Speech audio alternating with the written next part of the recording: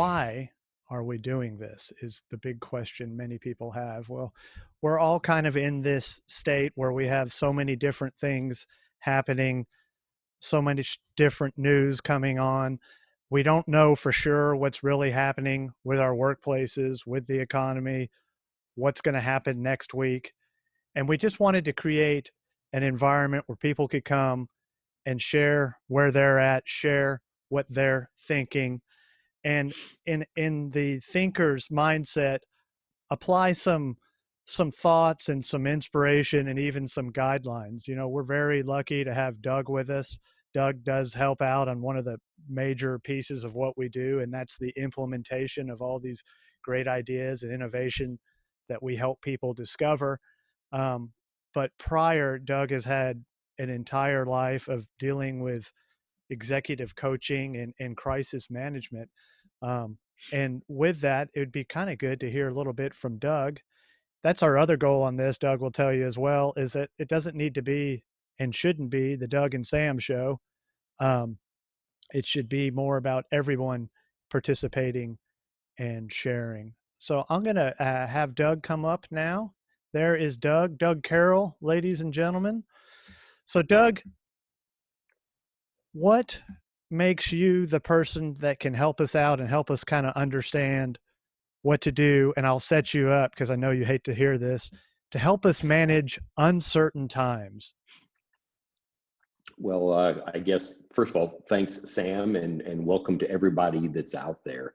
I guess if you want to look at it in one way, sort of my whole career has been grounded in, which is a strange way of putting it, uncertainty. It seems like every time there's an unusual situation, something that's happened in a company or in an organization, and things have gone sideways, I end up getting a call and we get to be involved in it. It started long ago, back in very early days in retail. Then I went to work for AT&T, where I spent almost 25 years. And during that time, I was lucky enough to be an executive vice president running the global sales division. Was kind of what we used to call my job one. And job two was I was on the very small team that did the redesign and downsizing of AT&T post divestiture. So we went through the largest corporate shift in history, and we, that uncertainty was dropped into our laps, and we had to manage our way through that without ever having any of the kind of the guidelines that we have today. After that, I did 2 startups. I was consulting for major companies around the world, from Samsung and Apple and a lot of tech companies. And then after I'd spent some time doing that, I actually went to work for Apple. Yes, everybody asked the question. I did work with Steve and Tim, and I have lots of fun stories around those guys and how they dealt with, and in some cases, in Steve's case, inserted uncertainty into processes. And some of the things I did over there in particular was I helped build the retail stores up with Ron Johnson. I stood up the business side of the retail works. I re-engineered their customer experience and their employee experience, and worked through that. When it comes to disaster recovery, when it comes to uncertainty, one of the things I'm most proud of is in working with State Farm, we actually took a look at how the industry of insurance was responding to natural disasters. And it was not being done very efficiently, not very effectively. The insureds and the clients were being underserved. And we completely redid how that looked. We threw the rules out and we rebuilt that process. I won't go in details now. Probably sometime before this is over, I'll tell you the whole story. Yeah. So the interesting thing here then is that you've been in these positions, executive coaches or board coaches, where you're helping them manage. I keep trying to set you up here, Doug. Your uncertain times, and you're not allowed to say that, right? Why can't we say managing uncertain times? Yes. So the definition of uncertainty is that it creates ambiguity. And so what Sam was very gently doing was saying, shut up and get to the point, which is you cannot manage uncertainty. That's an oxymoron, right? So what we have to do is we have to put ourselves in a place where we start with ourselves and we want to be able to, how do we navigate, which is very different than manage, because Right. what uncertainty does to us is it reduces our visibility into the future. It renders the situation out of hand blurry. It takes all the data and certainty that we've had and throws it out the window. So when that happens, you've got two choices: curl up in a ball, look for opportunities, and go forward.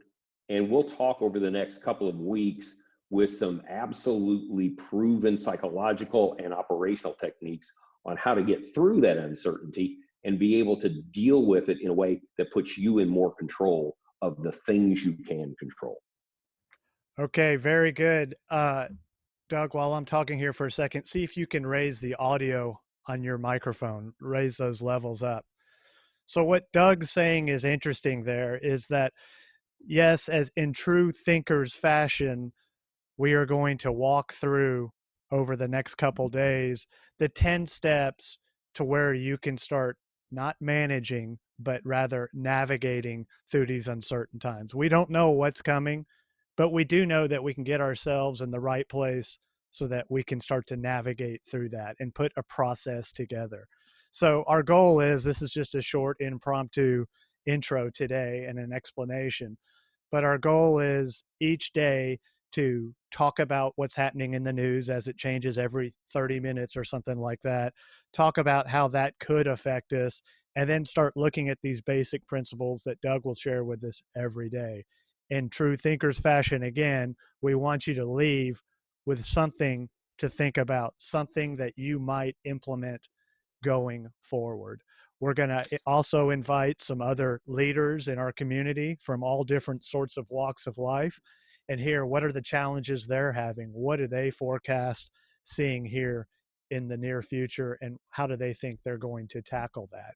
So this is going to be an open forum as far as that is concerned. Um, what else, Doug? What's our next thought here?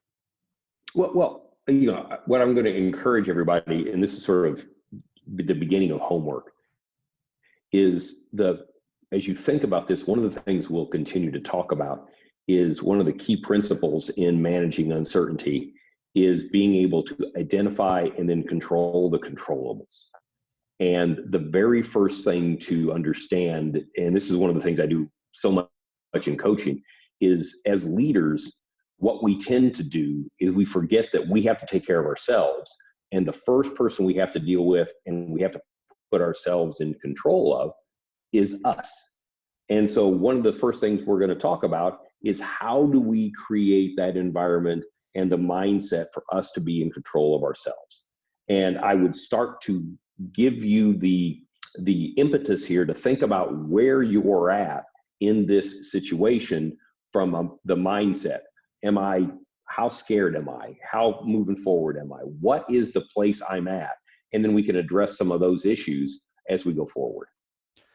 Yeah, that was an interesting point when we were talking earlier. You said you really can't go drive and manage and give direction to others until you kind of have it for yourself. You have to be kind of sure where you're at, kind of have a good understanding of what you think you're going to do so that you can move forward with those plans and instill that confidence with others.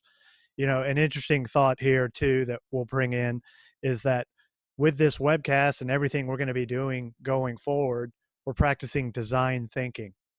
So the design thinking element here is that you first experience and try different things, you iterate on them, and you're constantly looking and listening to how your audience responds to that and manage around that.